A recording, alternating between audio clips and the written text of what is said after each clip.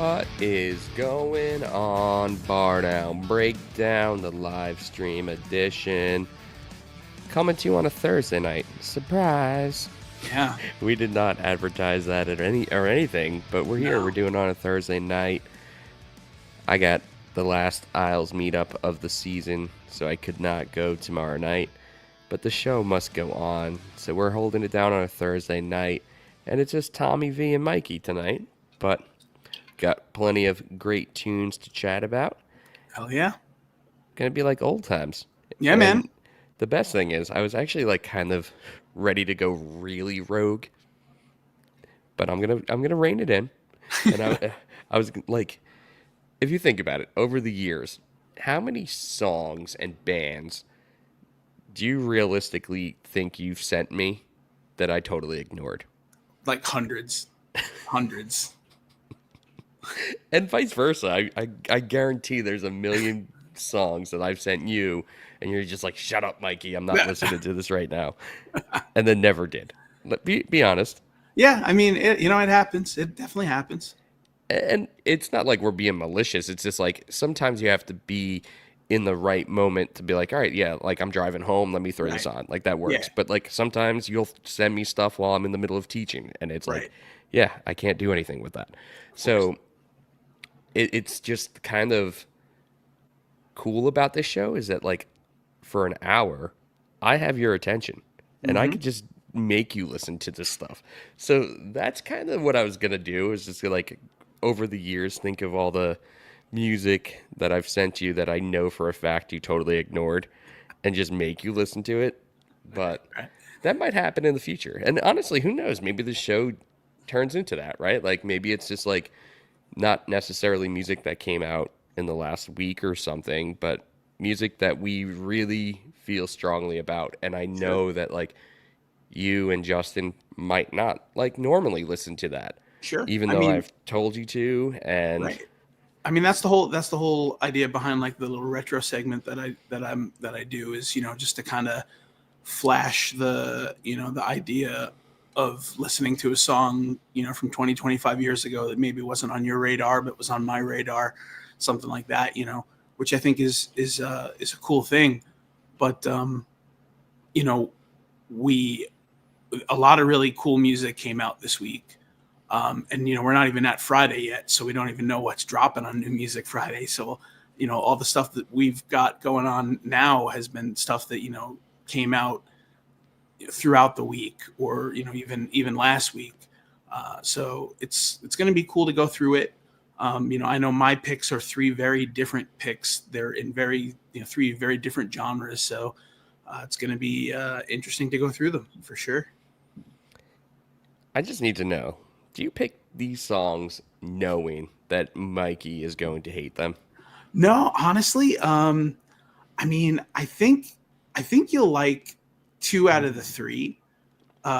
Probably one of the picks you'll probably will hate, but maybe you'll like it. I mean, you might like you've like definitely surprised me before with some of the stuff that you've dug. Like I go back to that episode that we did Kubrick Stare, and I wasn't on that episode, but when I asked you about it, you were like, yeah, I mean, if I listen to hardcore, Straight from the Path is like one of the bands I'd listen to, and I was like, I can't believe that, but that's awesome, But if and you think about it, like the gateway drugs for all of us into alternative music, like mainstream kind of alternative music, but it was kind of before like the emo term even really was something that was thrown around. right, Like Limp Bizkit was a lot of yeah, people's gateway drug, and for like sure. and Limp Bizkit, corn and like that. Corn, Deftones, yeah, yeah, yeah, definitely. Like, and Stray has those vibes, but Mm-hmm. they put a spin on it that's very much their own,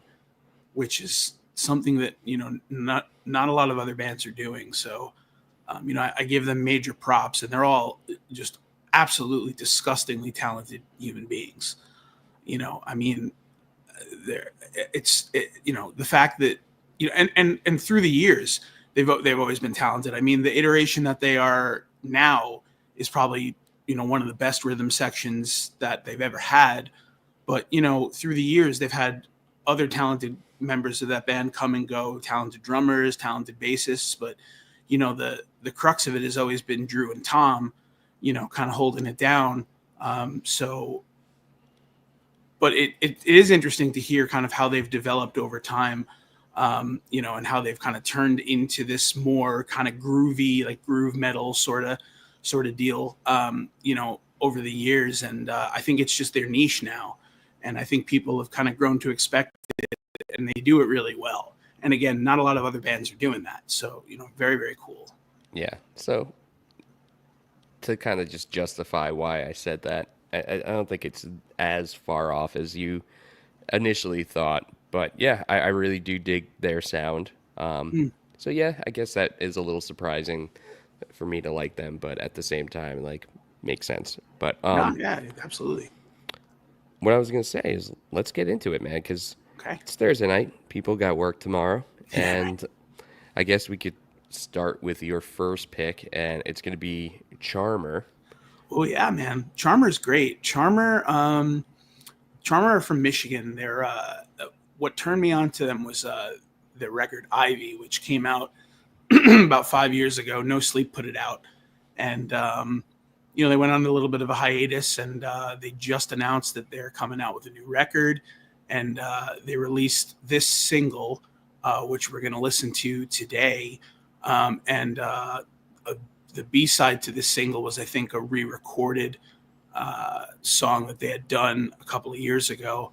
But this song is called Arrowhead, and it's, I'm really looking forward to it because I haven't really listened to Charmer much in the past couple of years. And when their name popped back up, I was like, oh, I should listen to Ivy again. And I put on Ivy, and great record. And, Counterintuitive is putting this one out. Counterintuitive has been scooping up a lot of great bands lately. So, good for them. But yeah, let's press play and do it, man. So Arrowhead by Charmer. Let's go. All right.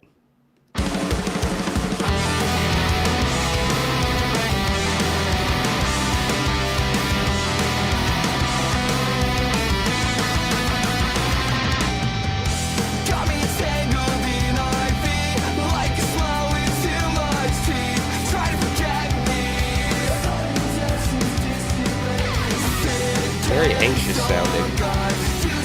Yeah, got that vibe.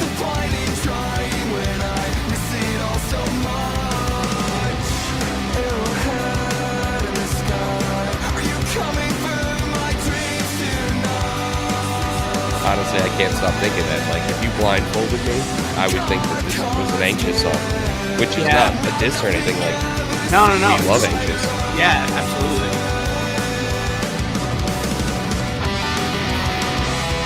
I like that little lead that they got going on.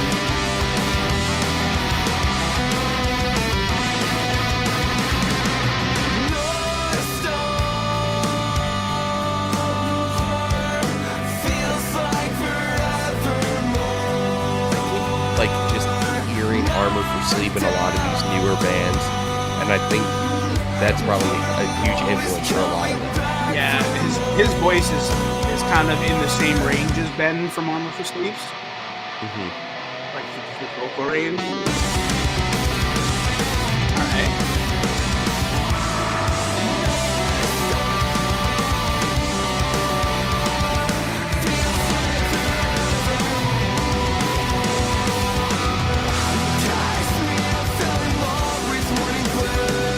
I like that little bit of grit.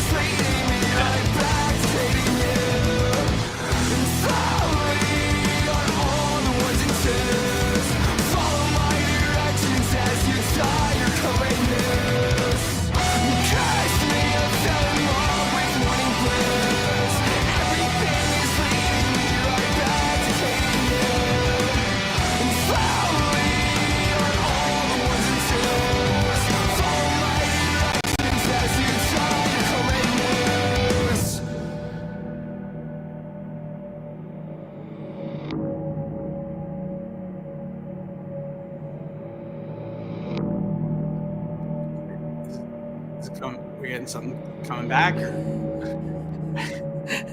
I don't know. Nope. No, it's just Nothing a weird way bad. to end the song. Okay. Yep. No, much more like much more fast and aggressive than I kind of thought that was going to be. Like, kind of gave me. I mean, I know you mentioned Anxious. For me, it kind of gave me like Title Fight vibes, and like early Balance and Composure vibes, and like just kind of like very like very through composed, kind of aggressive, loud. I love the interplay between the guitars. Really cool sounding. But yeah, like Ivy was a little bit more like kind of like Noodle Daddy stuff. It was a little bit more of that sort of twinkly emo. But they had a couple of like more straightforward rock songs. So if this is like any indication of what the album is going to be, maybe they're trying to write more of a rock centric record. At any rate, I thought it was a great song. It was quick, it was fast, it was you mentioned it had a lot of grit, a lot of noise going on, which was really cool. Yeah, really enjoyed it. I think and yeah, to your point that you said,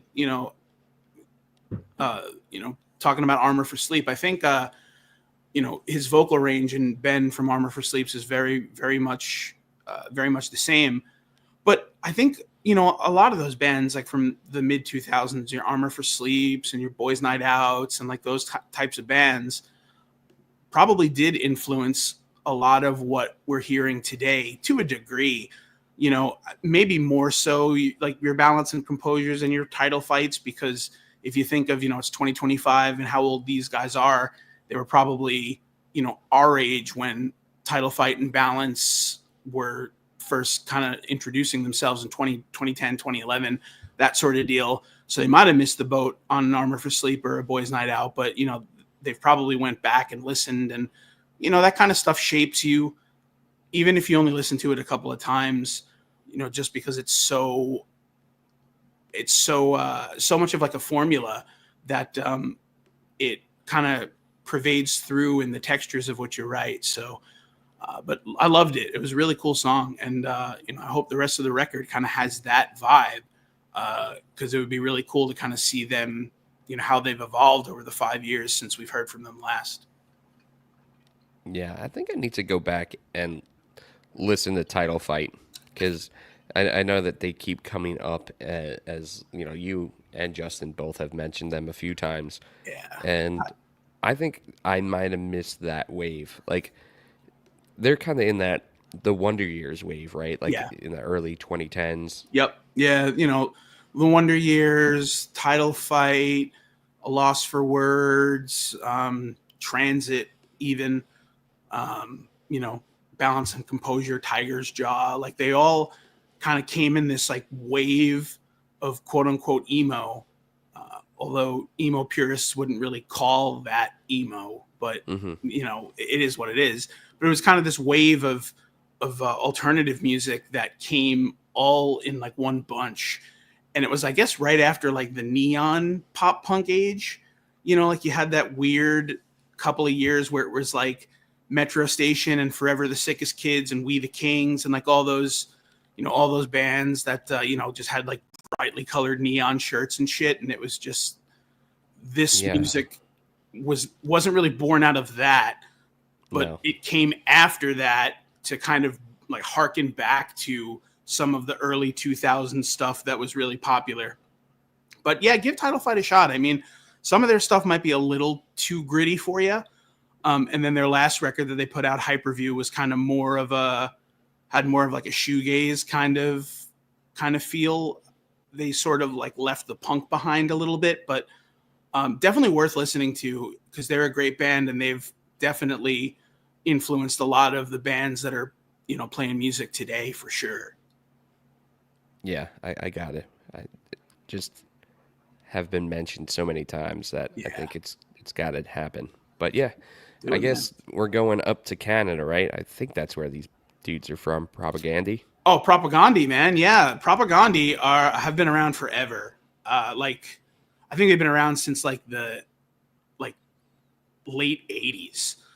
They've been doing it for so long. They've been doing it on most of their stuff has come out through Fat Records, and then I think they did some stuff on Epitaph. But I mean, as soon as I heard that Propagandhi was coming out with a new record, and they had released a single, I was like, oh, we got to put it on the show, because it's just they're just such a seminal band, and if it wasn't for bands like Propagandhi, none of the music that we listen to today would really be around. I mean, they're kind of one of the bands that took skate punk and hardcore punk and kind of put it together, and handled a lot of melodicism with it, and also their message has always kind of been really critical of the establishment, and they've never strayed from that. You get a band like Anti-Flag, who notoriously everybody thought that they were really one of the bands leading the charge, and then it turns out that they had a member who was fucking around and doing some gross shit. And it's just great to know that there are still punk bands that have been around for 25, 30 years and are still doing it. And 40 years actually, really. But I'm really stoked to hear this. I haven't listened to Propagandhi in a long time, but for punk rock's sake, man, they've always been good, and can't wait to hear this one. Okay. And this is going to be just like old school skate punk sounding. Well, I don't know. I don't know what we're going to get. I mean, they've had, that's been mostly what they've been doing, but 2025 could get something different, but we'll see. All right. Let's do it.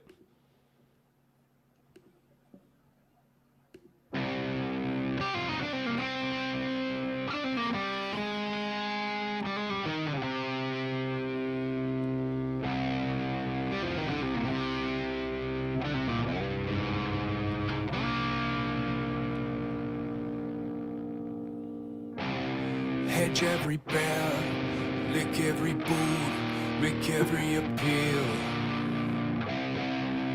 Prostrate yourself to the killing machine, spare yourself from its wheels. Better them than me, roll so seductively off your tongue. Your reckoning has begun. Fuck yeah, man.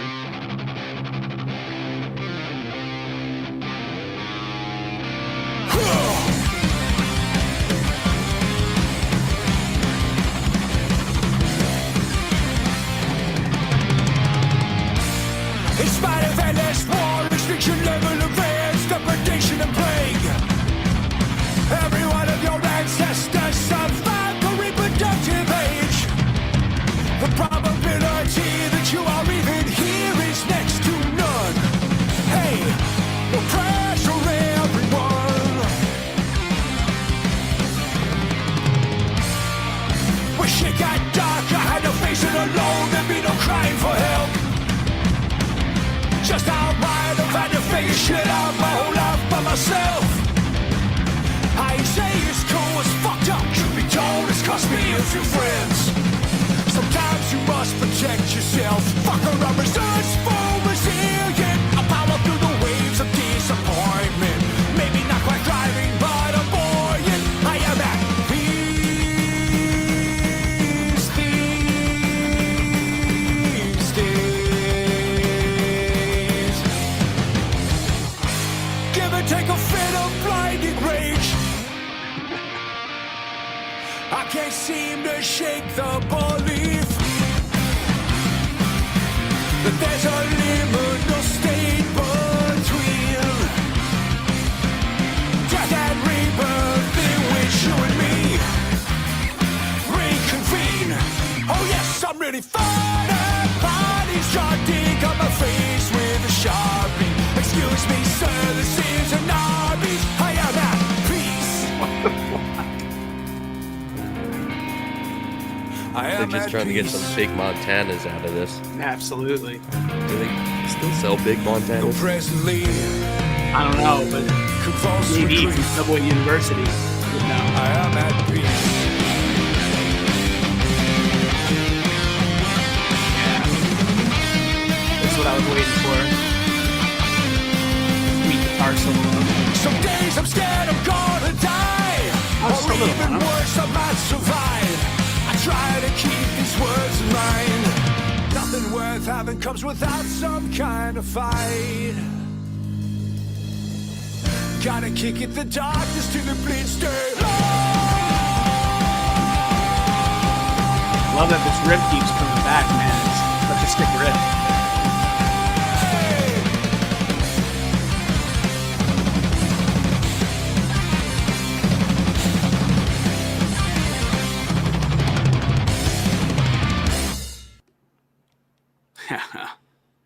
Yeah, I mean, you know, that's a Propaganda song. It just is. That's been like a Propaganda song for like 25 years. It's just like these really sick metally riffs. Like his voice is just like I've heard that voice on 8 or 9 albums, you know, so like it's kind of like it feels homely to me. I know for you, you know, it's probably a little bit different, you know, than what you'd usually listen to. You know, it's kind of more, you know, more along the lines of your Bad Religions and your Pennywises and like your you know, you're more punk leaning than pop leaning stuff. But I mean, you have to love the message, you know, like, you know, if someone's saying like, hey, you know, after all this time, I'm at peace, except for, you know, the little moments when I just need to let that rage kind of come out of me. And I, you know, believe what you want to believe, or, you know, toe whatever side of the line you want to toe. But I mean, the political unrest in our country right now is pretty palpable. So a song like that could really reach a lot of people, you know, like, you know, just kind of lighting the Molotov, as they say, and, you know, and throwing it and seeing what burns. But I loved it. I mean, cause I'm a punk rock fan, you know, and I just love those like metally riffs that they write. And, you know, the just like how it's just loud and banging, and just, I think it's great and cool visualizer too. Yeah, I think you kind of nailed it. It's definitely not necessarily something that I would put on like heavy rotation, but it is something that kind of just makes you pause and think, especially with it being a lyric video. Yeah. And yeah, the state of the times, it definitely makes you kind of just reflect and think about just what's going on. And it is a little tough for me to kind of appreciate the vocals, right? Because I'm not like a punk and like purist. I'm not Right. like one that started grinding their teeth in the 90s, going to like you, like listening on your Walkman playing street hockey. Like that wasn't Yeah. me necessarily. So like I don't have that nostalgia connection to it. No, I get it. And listen, man, I totally get it. You know, it's there is a lot of there's a lot of nostalgia behind it.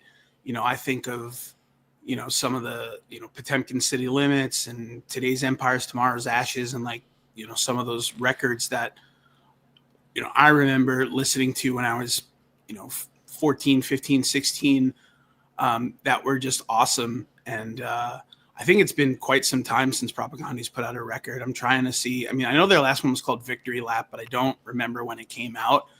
Let me see. Oh, it was 2017. Wow. So it's been almost 8 years since they put out a record. So very cool to see them back.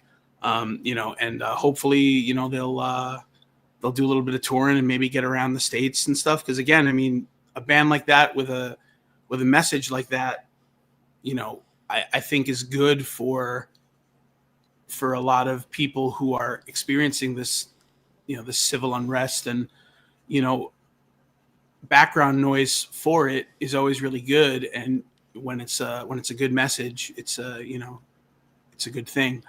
But yeah, man, you know, Propaganda, buddy, just like, you know, put out some of the greatest punk rock records, you know, there was. And, you know, we had him on the podcast, but, you know, a band like No Trigger, like, absolutely wouldn't exist if it wasn't for Propaganda. Like, I would probably say that if you know, if we talked to, you know, any of the guys from No Trigger, they'd probably say like that Propaganda was one of their biggest influences. Mm-hmm. and you can kind of hear it on Dr. Album. Like if you listen to the last No Trigger record, like you can hear it not just in like the culture of what the music is about, but just in the music itself. Like a lot of it is a little bit more poppy and a little bit more newer punk, but you know, it's still there. And I really love it. And, you know, being on Epitaph is probably a great thing for them because they'll give them, you know, a platform to shine. So loved it, all about it.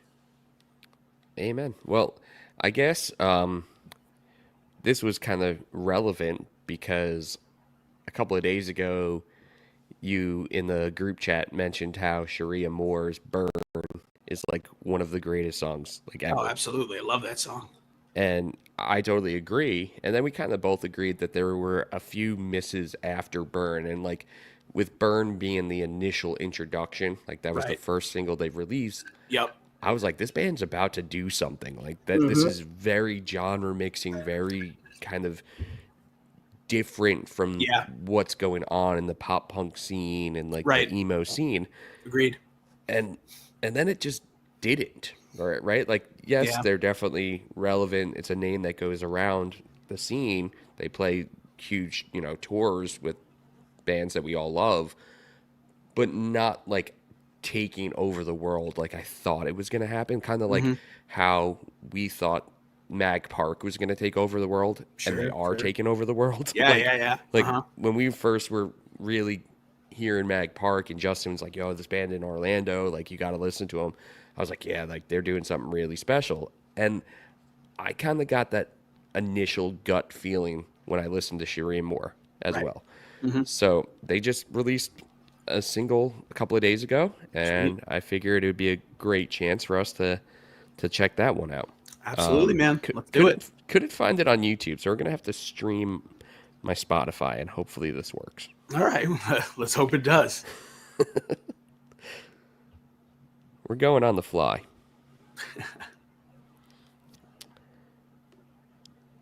All right, there we go. It's called "Release Me," All and right. hopefully this works. Fingers crossed. Let's see. Hopefully it doesn't start playing like Frozen, which is always a very strong possibility.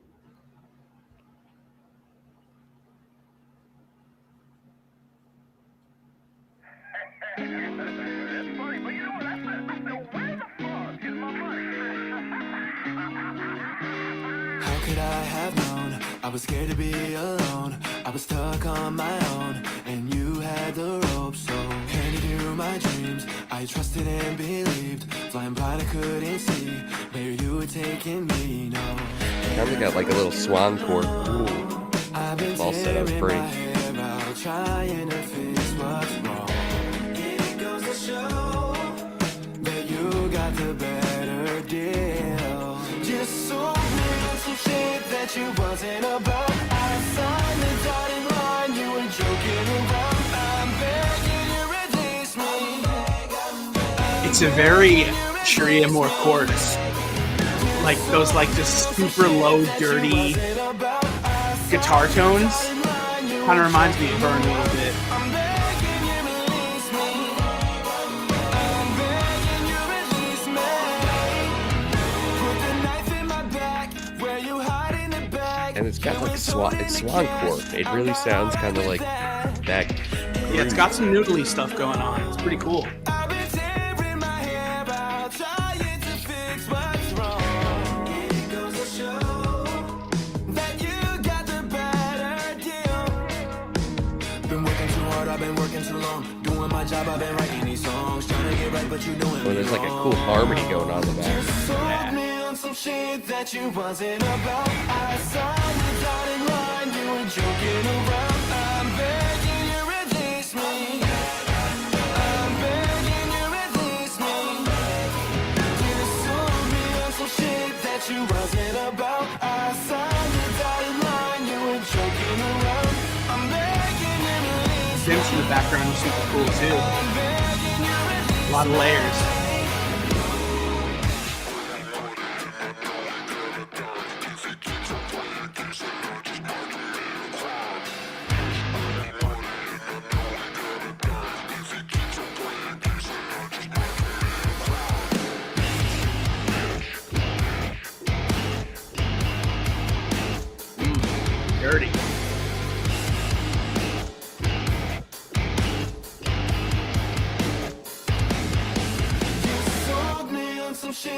Oh hell yeah!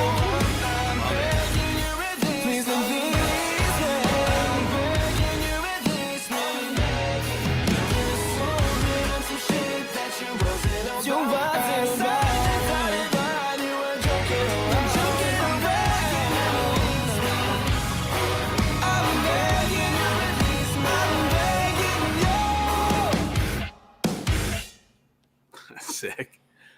I'm almost bummed out that like he spent the whole song kind of in his lower register, because it's like once he gets up into that higher register and he starts belting, man, he sounds so good.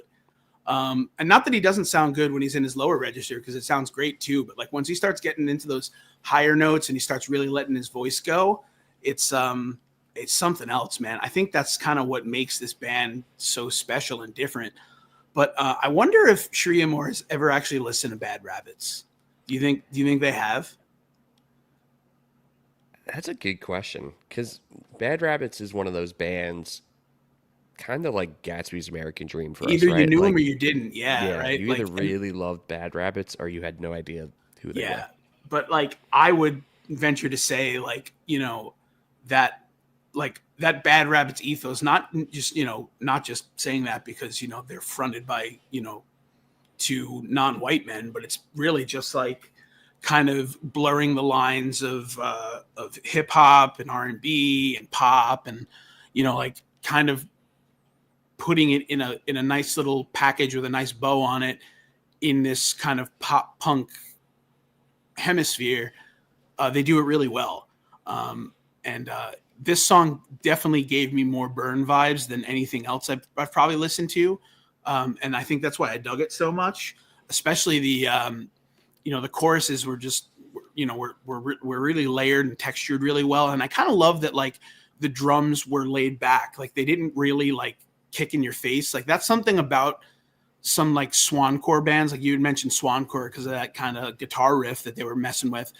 But like, when I think of like, a Dance Gavin Dance or something like that, sometimes the drums are just so much and so like boisterous and bold, where it's just like, okay, like I want to listen to this chorus and I want to sing along to this chorus, but I can't because the drums are doing way too much shit.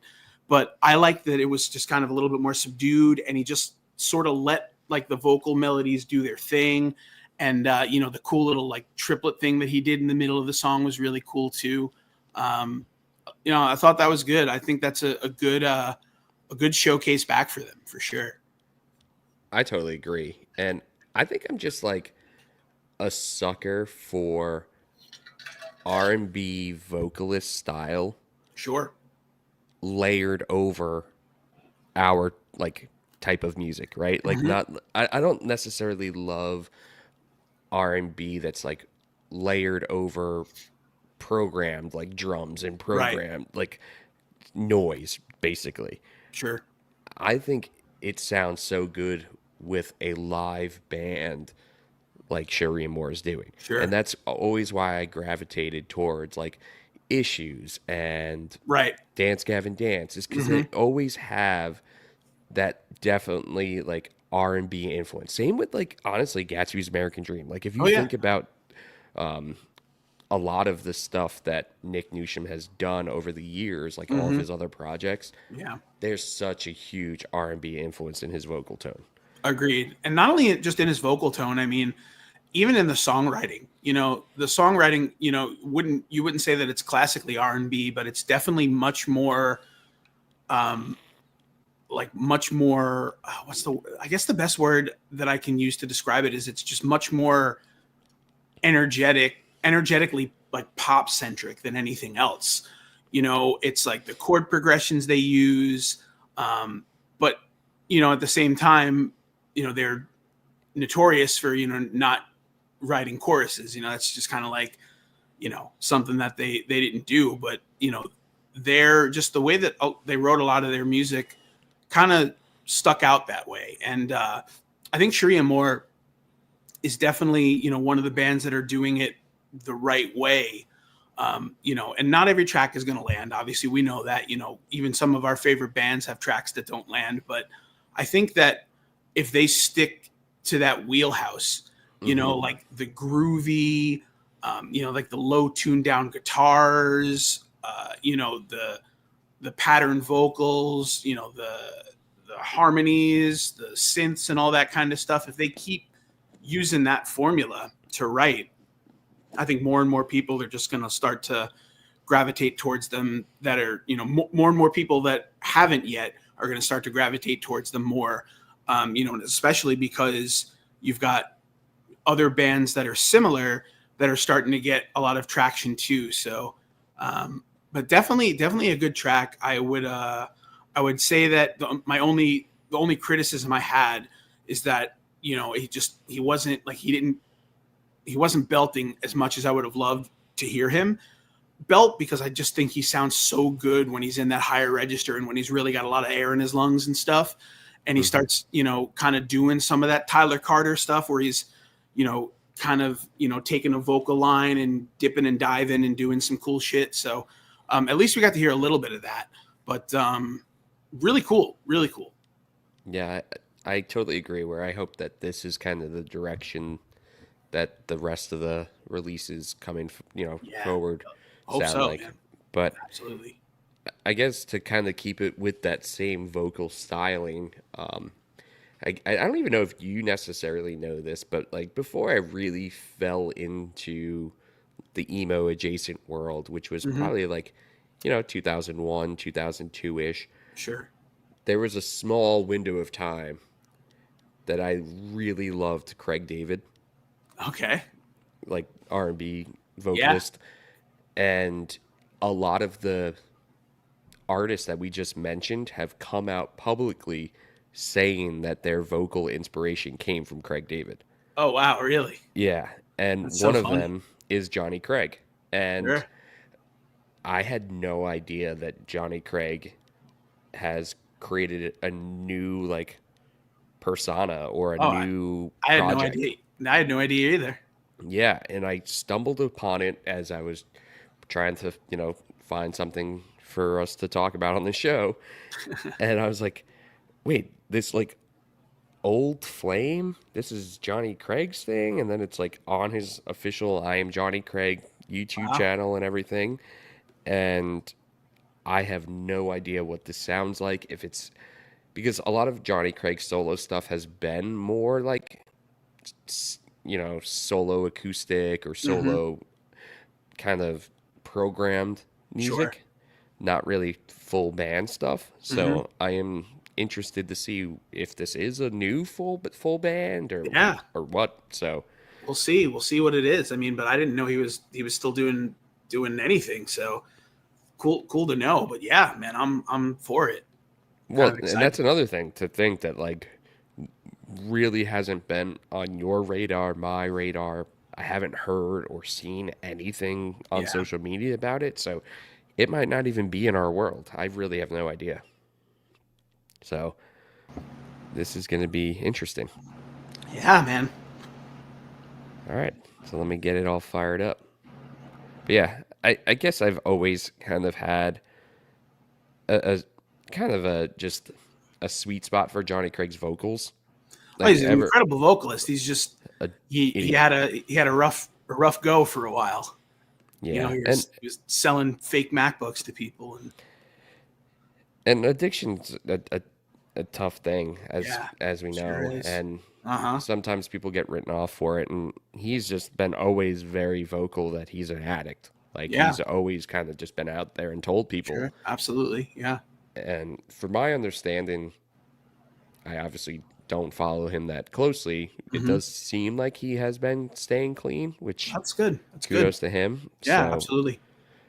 yeah, he's definitely got a reputation, and but there's no taking away from his vocal abilities. He's just a killer vocalist. So Right, absolutely. let's get this going. So, Old Flame, it's Falling Down. No idea if this is rock or R&B or what, but here we go. We're gonna find out.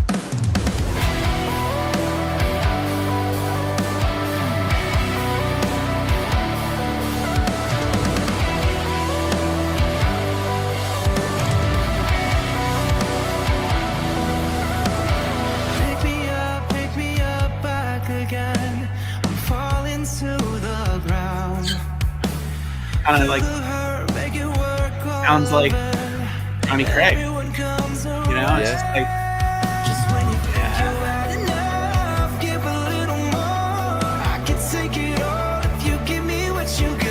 stretch me further out, tear me apart. Has this gone too far? Feels like I'm holding my breath under the weight of it all.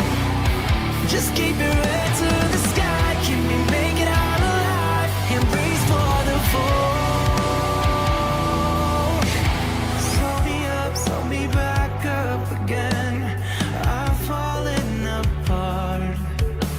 Left a mark somewhere deep down within, pulling out my heart. And they said I can give you up, give you everything you wanted if you pull yourself apart and show me what you got. Yeah, I can pick you up, take away all the feelings, drink it down now, drink it down. And you won't feel anything. No, darling, you won't feel anything.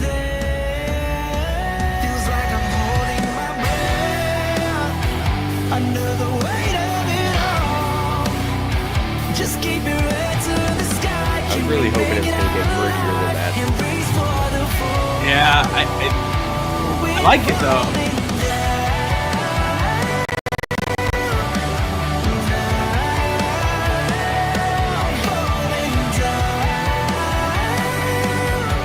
Can we rise above the ground? We're falling down.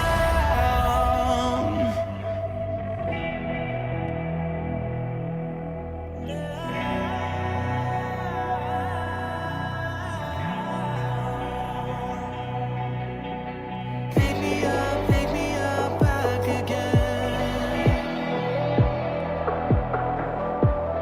Pick me up back again. Feels like I'm holding my breath under the weight of it all. Just keep your head to the sky, keep me making out alive, and brace for the fall.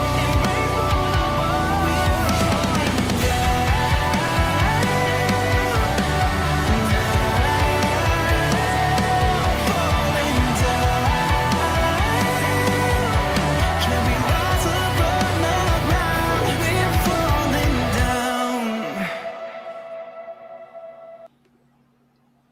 Yeah, I mean, like, you know, I think that with Johnny Craig, we've come to expect more of that, like, insanity that, you know, like you got out of, you know, the first Dance Gavin Dance record and the first like Emma Rosa record and Slaves and like all that stuff that was definitely a lot heavier. This seems to be a lot more subdued, but you know, then again, I guess you got to remember, you know, this is 2025 and, you know, that first Dance Gavin Dance record came out, what, like 2006 or 7 or something. So, I mean, it's almost 20 years. So, you know, that's 20 years of life to soften you.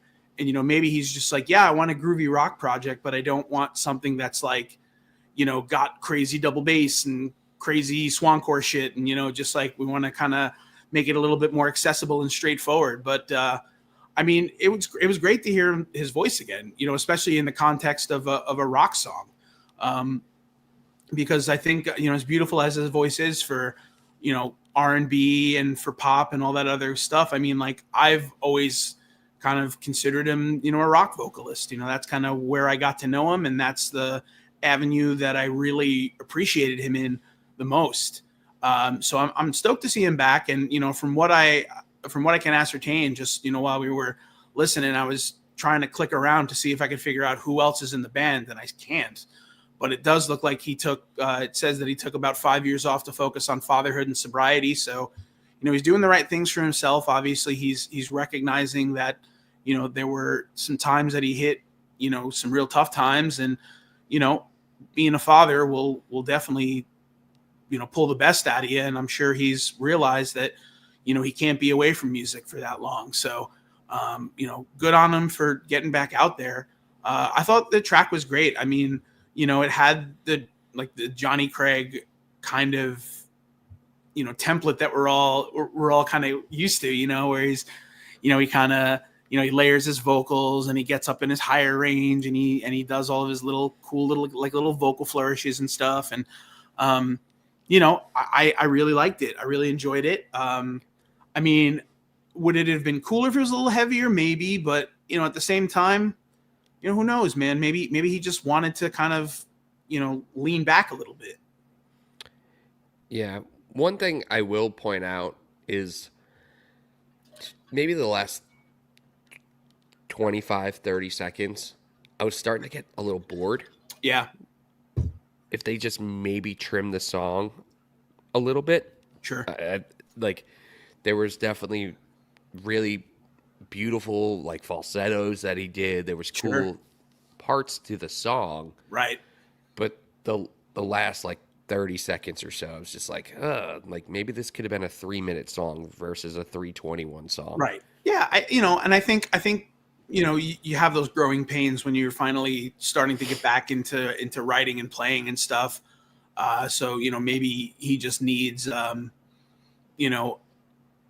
better set of ears or a good producer to kind of tell him, like, where to snip it and where to cut it and where to paste it and all that kind of stuff. But, I think that, like, lyric wise, his solo stuff always kind of came up short lyrically and almost borderline, like, a little corny, like, lyrics, like, really on the surface level, like, just simple, where this seemed like there might have been, and I didn't, like, go to the show notes or anything to see if there was anyone else that was credited with being a writer on it, because it did seem like way better than some of the other lyrics he wrote for his solo stuff. So sure, I'm curious of course about that. No, I would be curious about that too. I think it is definitely in today's day and age, having a ghostwriter or someone, writing lyrics for you or anything like that isn't super far fetched. That, especially with a guy as talented as Johnny Craig, if he just wanted to be in a band and, have someone kind of just like say, hey, these are lyrics I wrote, go do with them what you want. And, and then he comes up with the vocal melodies and kind of puts his own spin on it. I wouldn't put it past him, but, it could just, again, be the lyrical content could just come with the years that he's had, and the experiences he's had. And maybe he's just a little bit more humbled and subdued than he was. But, I think that a band like that could definitely play, against some of the bigger bands and could probably be like a pretty solid opener or a direct support for like a lot of popular bands right now. Like, I think it fits that mold and could really, and he's got the name recognition, of course, too, like having Johnny Craig on a tour with you, is kind of a big thing, cause he's kind of he's a staple in the scene, I guess you would say. But, I like the song. I didn't, I wasn't overly enthusiastic about it. I think it, needs a little bit of fine tuning here and there, but I think for what it is, getting to hear Johnny Craig singing over a rock song again is just really super cool for me. Yeah, I agree. And kind of a surprise. And it looks like, actually, as I was doing a little clicking around, there were a few singles before that one. Oh, so wow. We really are out of it. We missed the boat. We missed the boat on all of that. So yeah, sometimes, when the guy isn't on your radar, you don't think about him all the time. You don't think to go over to his Twitter and kind of see what he's doing. And, if he didn't have a really good publicist when, the first tracks came out, and it didn't get into every nook and cranny of, I don't even know like what the big thing is for like punk rock anymore. Like I was going to say Property of Zach, but that's like 15 years ago. And like absolutepunk.net is like even further ago than that. So I don't know really where you go for this stuff anymore, but you go to Bar Down Breakdown. I guess you go to Bar Down Breakdown on a Thursday night. Hell yeah, man. But yeah, we're trucking. And of course, on a Thursday night, when we all got work tomorrow, Tom picks a song that's like 8 minutes long for his So- last one. So So here's the deal. I mean, Sleep Token are one of those bands that, got enormous kind of overnight. And TikTok really helped them out. They had this song on the last album they put out called The Summoning that just got a shit ton of play on TikTok. And it was just this like crazy metally song that just completely devolved into this like pop R&B section that like everybody just loved. So I'm kind of hoping that this song we're about to hear has some of that, because that's what I loved so much about Take Me Back to Eden, which was their last record that came out 2 years ago. It had like this, like, they call it progressive metal, I guess, for lack of a better term. Progressive, I guess, being the fact that it kind of shoots into different genres.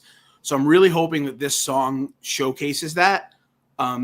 If it doesn't, I'm going to kind of be really bummed, because I do like just the metal parts of Sleep Token, but I think like what makes them so beautiful and what makes them so enigmatic is how they can shuffle through all these different genres and come out with a really cool piece of art.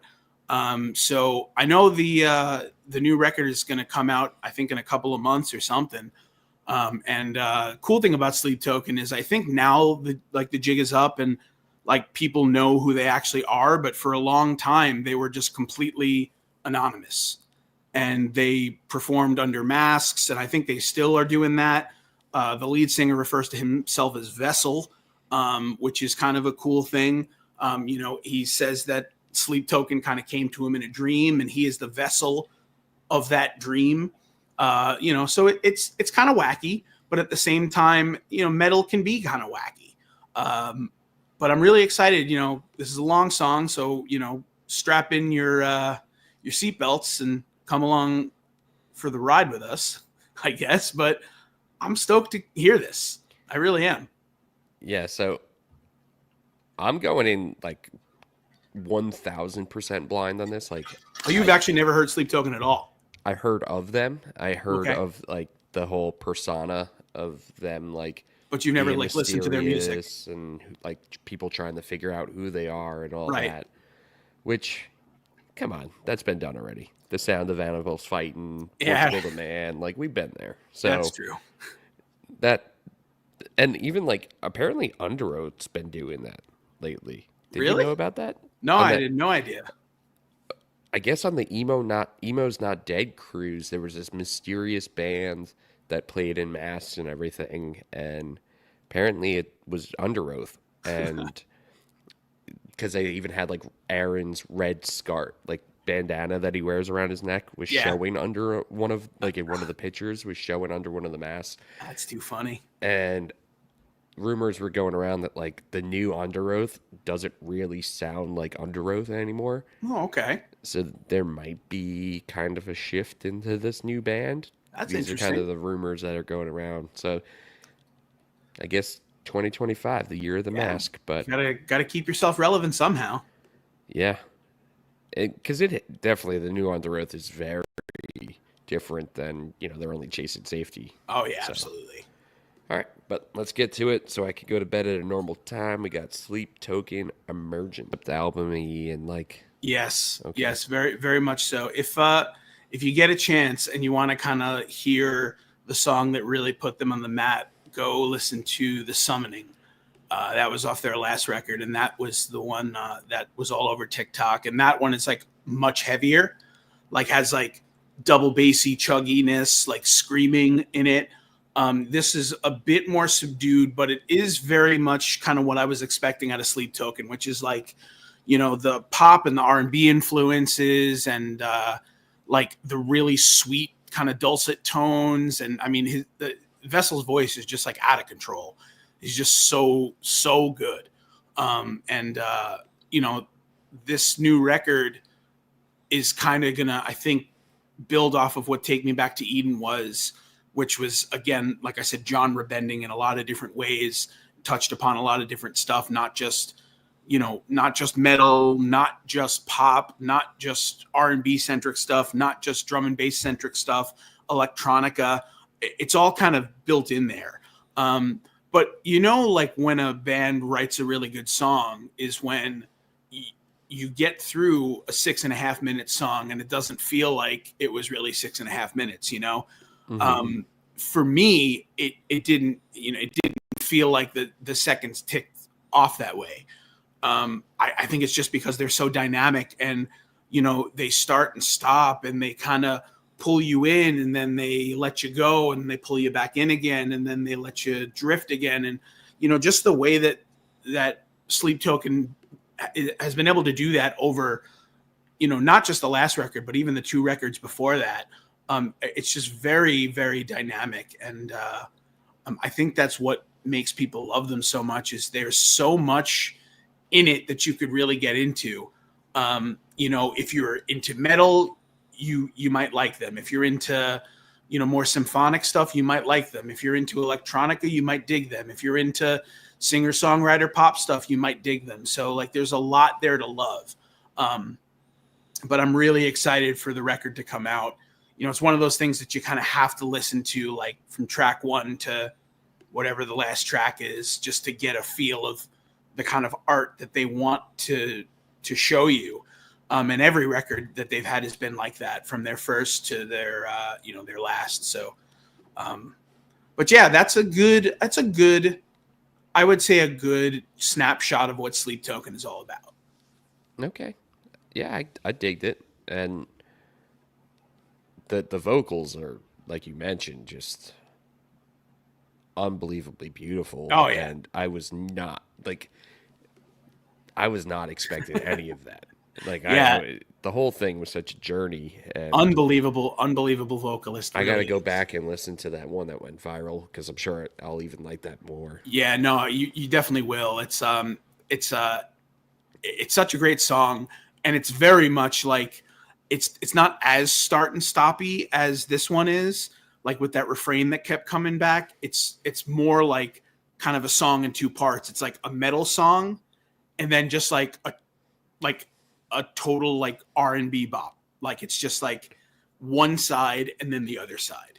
But the whole record is kind of that way. Take Me Back to Eden is just very much like part and parcel, like really cool parts that develop into other parts. And just like, again, just one of those things that like you really have to listen to from front to back to really get like a good understanding of what they're trying to do musically. But I think that's a great single to pick because it shows, that they can write great choruses. It shows that they can write harder, more metal, more kind of sludgy parts and still live in that, in that pop centric metal, hemisphere again, using that word, but super duper cool. And, I wasn't expecting all of that, but I kind of was in a way, I guess. I don't know. It's kind of hard to explain, but it was a Sleep Token song if there ever was one. So. All right, cool. Well, hell yeah, man. I do appreciate them. Now the next one is me going a little bit rogue. Are you going rogue? Just for the last song of the night. All right. Because why not? I love just playing North Carolina bands, and of course you do. I mentioned, and I sent it to you guys like as kind of like a joke, and you're like, you can't find another North Carolina band in the group chat, and then I sent you that band Weymouth or Weymouth or whatever, and you're like, crap, like that is actually a good song. It was. Well, I want to listen to another song of theirs. All right. A song that I'm actually not too familiar with, but it's like one of their more popular ones. Because, yeah, I'm not like a huge fan, like huge super fan of this band where I know every single song of theirs either. So I figured, why not just explore it together? Because I do think, like, especially the single that I sent you, that they're a pretty criminally underrated band. Like they should be I would say so. Yeah. More like outside of North Carolina. Like people in North Carolina know who they are, especially in the Charlotte area and whatnot. But like they need to be household names in other places. So let's Agreed. add this to the stream. Let's do it. And I don't know if it's Weymouth or Weymouth, or how would you think say it? What is it? Weymouth? Yeah. I would Weymouth? probably say Weymouth. Right? I would say Weymouth, yeah, but we'd have to Talk with them. talk to them. But yeah, this is their song Seasons. Sweet.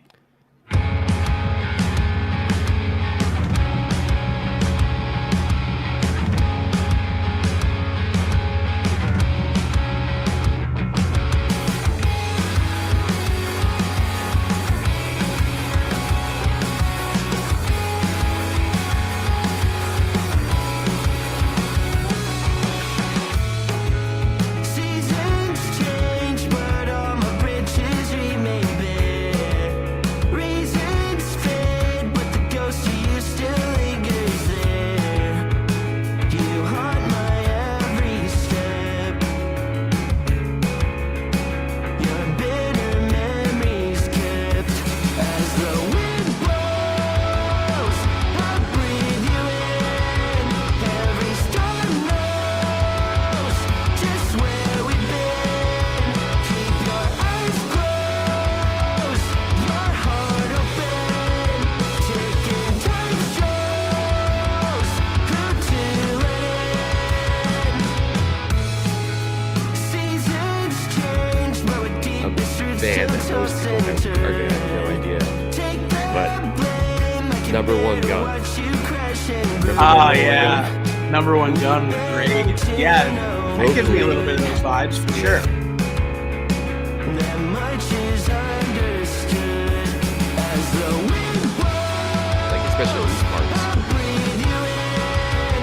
Every storm knows just where we've been.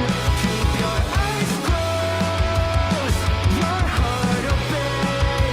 Taking time shows who to let in.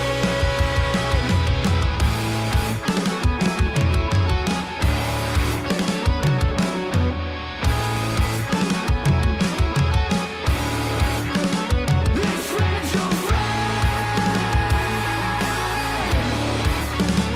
return to Cool bridge, man. this winter rain. Let's bring to rise.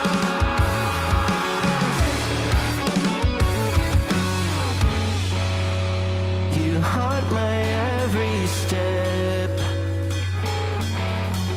Your bitter memories kept. As the wind blows, I breathe you in. Every storm knows just where we've been. Keep your eyes closed, your heart open. Taking time shows who to let in.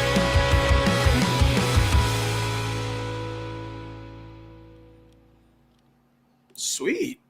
I like that a lot. That was pretty dope.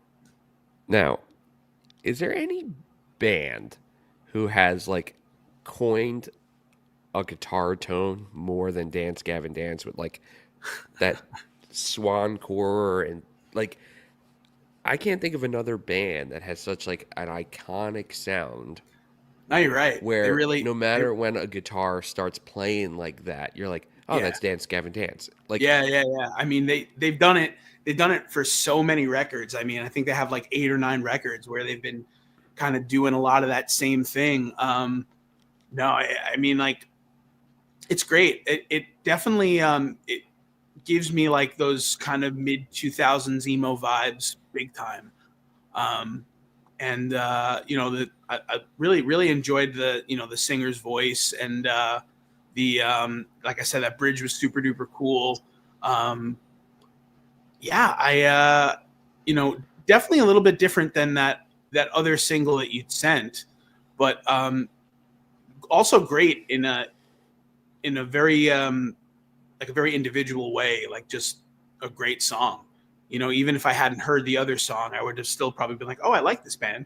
So really, really good. And you know what, wasn't too long in the tooth. You know, didn't try to make itself what it isn't. You know, just very much like a straightforward kind of rock song with some really cool guitars, and you know, was kind of paced well.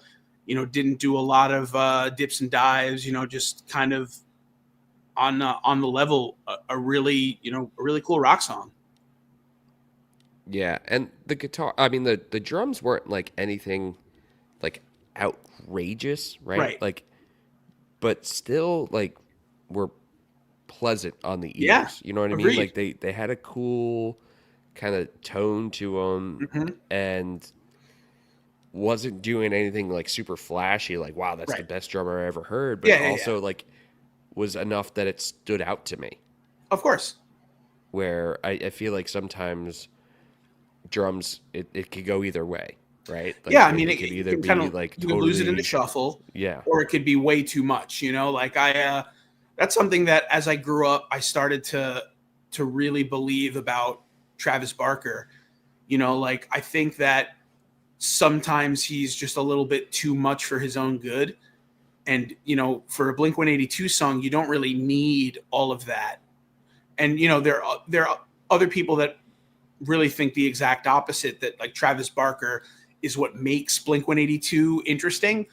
But I am on the other side of that, where I think that, you know, it's really the songwriting that Mark and Tom are doing that are really making Blink 182 what Blink 182 is. And Travis being a great drummer is awesome, but like when he drums tastefully, you know, it's great. You know, kind of like, I guess, you know, the self-titled Blink 182 record, I think he finally started to fall into his groove a little bit.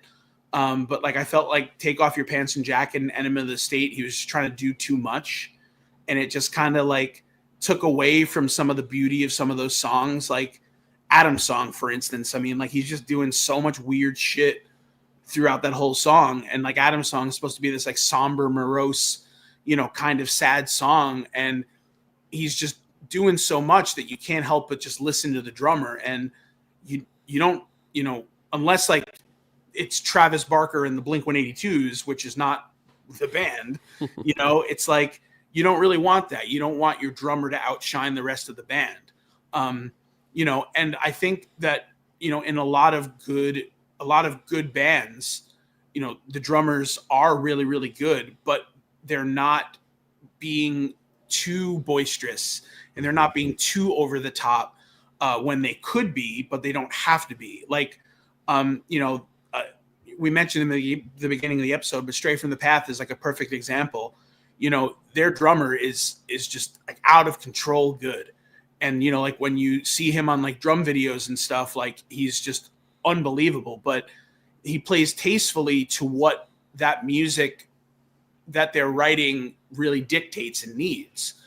And, you know, he could be flying all over the drum kit, but he's not, because he realizes that he wants to fit into a groove. And I feel like this Weymouth song is very much just like fit into a really good groove. It was locked in, you know, the bass and the drums were locked in really well. And that like is kind of what the foundation for any good song is. You know, I bring this up all the time, but like a band like the Get Up Kids, you know, their rhythm section is just so good. And Jimmy Eat World, another band who their rhythm section is just so good, and they're so locked in that they don't need to do all of these insane, crazy things, because they're just so locked in, and they're allowing the other guitarists, and they're allowing the keyboards, and they're allowing the vocalists to kind of shine above what they're doing. But if it wasn't for their, you know, their thump, you know, if it wasn't for their tempo, you know, the instrumentalists wouldn't be able to do what they're trying to do. So, you know, I think that that's really important. And once a bassist and a drummer really get to lock in with one another, is when you start seeing bands develop a little bit better than when, you know, the drummer is just flying all over the place. And, you know, and Blink-182 is just an example of that, but there are other bands that are kind of like that too, where just the drums are just way too much and over the top, and you're just like, this is too, you know, this is just too much. Yeah. So I thought they were tasteful and Yeah, for sure. it was a good song. So I agree. I gotta listen to that band more. I'm a fan. Everything I've I heard so far, I think, I yeah, do I like think them. so. The couple of songs that I've heard, that one, the one you had sent The me, Molar one. yeah, really, really good, really good. So, but yeah, man, we got through our 6 and we did it, and we didn't go 2 hours this time. So, Amen. I'm short and to the point. yeah, man. But yeah, we'll leave you with this. If you check us out and you dig this, leave us a like. Subscribe to our YouTube channel so you catch us doing this. We typically do this every Friday night. We had to call a little bit of an audible, but Thursday nights are fun too. But any of the music, make sure to go listen to it on YouTube, stream it wherever you stream your favorite music. Give the artists your time, and make sure that they're getting paid for what they love to do. And if you have any discourse or you have any recommendations for us or anything, we always love that. So shoot us over some love in the comments, and we will definitely consider you. But I think that about wraps it up for us, huh? Anything else? Anything else you wanted to share before we head off into the sunset? No, that's it. And All now I right. get to listen to my release radar tomorrow and not hold back. Like, Yeah.